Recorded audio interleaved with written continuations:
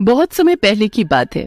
एक छोटे से गांव में माधव और उसका परिवार रहता था। माधव की बीवी शीला घर पर रहती है और घर का काम किया करती थी। माधव और शीला का एक 10 साल का बेटा भी था। माधव और उसका परिवार बहुत ही गरीबी से गुजर रहे थे। माधव टोकरी बनाने का काम किया करता था, पर उसका काम ढंग से नहीं चल रहा था। पूरा दिन मेहनत करने के बाद उसकी इक्का दुक्का टोकरी ही बिक पाती थी। एक दिन की बात है, जब माधव बाजार में टोकरी बेचने जाता है, वहाँ पर कुछ और दुकानदार भी होते हैं, जिसमें एक दुकानदार माधव से बोलता है, अरे माधव, क्या हुआ? आज भी कोई टोकरी नहीं बिकी क्या? मैं तो तुझे कब से बोल रहा हूँ कि कुछ और काम धाम कर ले, पर तू है कि सुनता ही नहीं। काम तो तब करूँगा ना जब मुझे कुछ और आता होगा। हाँ, ये बात भी तो है। घर के हालात बहुत बुरे हैं भाई, कभी कभी तो भरपेट खाने को भी नहीं मिलता। एक काम क्यों नहीं करता?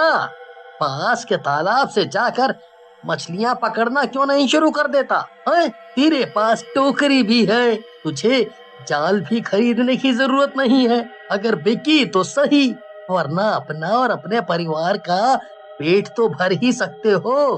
हाँ भाई, ये बात तो तुमने सही कही। मैं कल से ही मछली पकड़ने का काम शुरू करता हूँ। हाँ, पर एक बात का ध्यान रखियो कि गांव के तालाब पर मछली पकड़ने मत जाइयो, क्योंकि कोई भी मछुआरा वहाँ तुझे मछली पकड़ने नहीं देगा।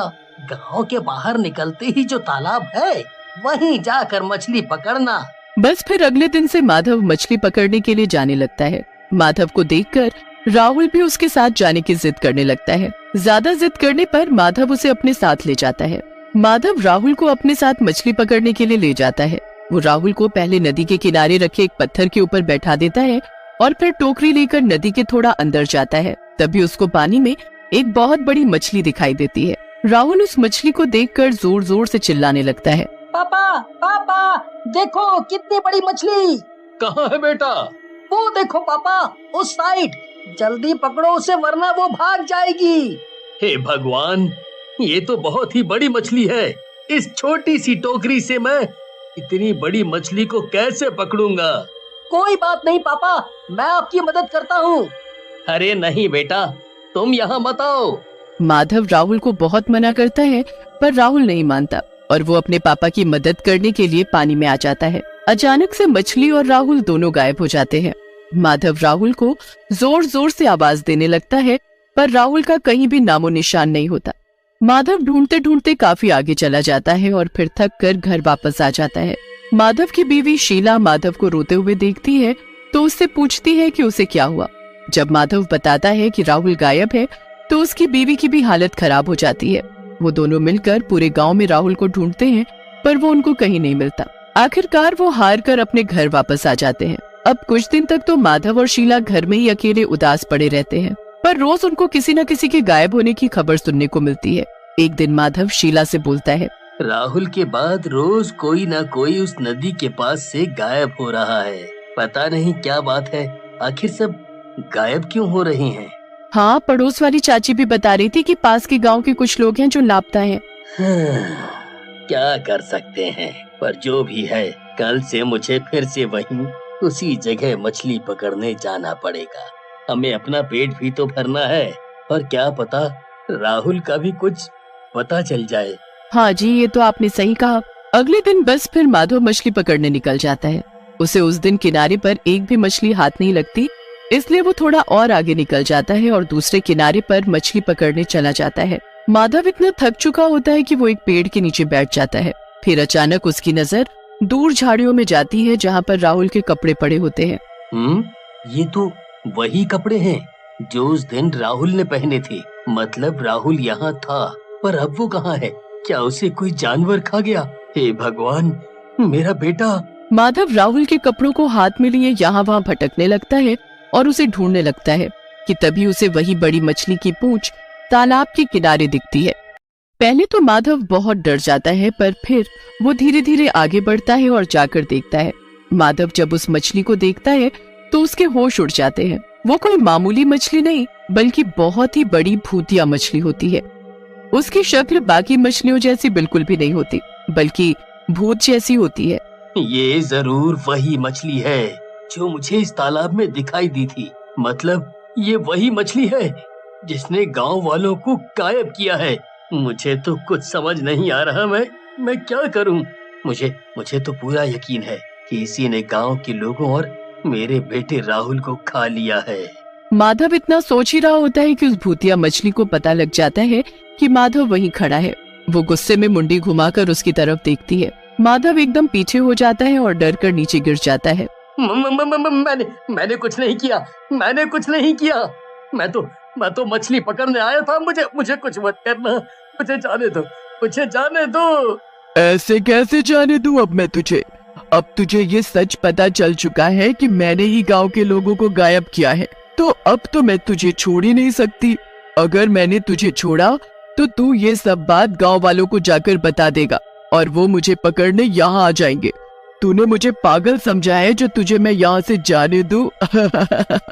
अब मैं तुझे भी यहीं कैद करके रखूंगी और वक्त आने पर सबको एक एक करके खाऊंगी। मतलब तुमने ही सबको गायब किया है ना? पर तुमने ऐसा क्यों बोला कि वक्त आने पर खाऊंगी? क्या तुमने उनको अभी नहीं खाया? उनको तो मैंने अपने बच्चों के लिए बचा कर रखा है। मेरे बच्चे खाएंगे उन लोगों को। बच्चे? मतलब कौन से बच्चे? अब तू मुझसे सवाल करेगा?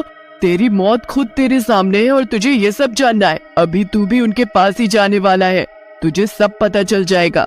माधव वहाँ से पूरी जान लगाकर भागता है और वो भूतिया मछली पानी से तैरती हुई उसके पीछे जाने लगती है।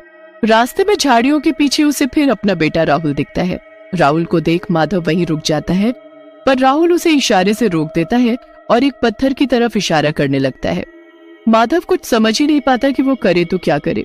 भूतिया मछली माधव के बिल्कुल करीब आ जाती है कि राहुल जोर से चिल्लाता है, इस पत्थर के नीचे इस मछली के अंडे हैं, आप कैसे भी करके उनको यहाँ से ले जाओ। यही है इसके बच्चे जिसकी ये बात कर रही है। माधव समझ जाता है कि अब उसे क्या करना है। वो जल्दी से अपनी टोकरी में वो अंडे भरने लगता है। छोड़ दे मेरे अंडे वरना तुझे कच्चा खा जाऊंगी। माधव जल्दी से सभी अंडे भरकर वहाँ से भागने लगता है। मछली माधव के पीछे उसे मारने के लिए तैरती हुई जाती है। राहुल मछली का ध्यान भटकाने के लिए उस पर लगातार पत्थर मार रहा होता है। एक पत्थर सीधा मछली की आंख में जा लगता है और उसकी आंख फूट जाती है। मछली दर्द से चीखने लगती है और माधव वहाँ से अंडे लेकर निकल जाता है और सभी गांव वालों को इकट्ठा कर उनको सारी बात बताता है। इतने में भूतिया मछली भी अपनी फूटी आंख लेकर अपने अंडे लेने आ जाती है। लोगों ने पहले ही मछली को पकड़ने के लिए पूरा इंतजाम किया होता है। माधव भूतिया मछली को अंडे दिखाकर अपने पास बुलाता है और वैसे ही सभी मछुआरे उस मछली को जाल में पकड़ लेते हैं। मछली जाल में फंस जाती है। छोड़ दो मुझे, जाने दो, मेरे अंडे मुझे वापस कर दो वरना मैं तुम सबको मार डालूंगी। अब तुम हमारा कुछ भी नहीं कर सकती। अब तुम्हारे अंडे भी हमारे पास हैं और तुम भी अब हमारी कैद में हो। कुछ लोग नाव लेकर जल्दी उस किनारे पहुंचो।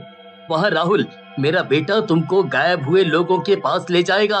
सभी लोगों को सही सलामत जल्दी यहाँ ले आओ। बस फिर कुछ लोग नाव लेकर निकल जाते हैं और सभी लोगों को वापस गांव ले आते हैं।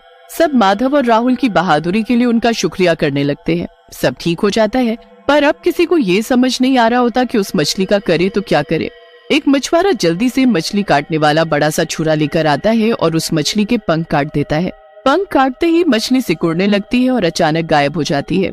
उसके बाद वो उसके अंडों को भी आग में जला देते हैं। पूरा गांव इस बात का जश्न मनाता है और सभी मछुआरे माधव को अपने साथ अपने गांव के तालाब में मछली पकड़ने की इजाजत दे देते हैं। उस दिन के बाद माधव के घर पर हालात भी सुधर जाते हैं और सब खुशी से रहने लगते हैं।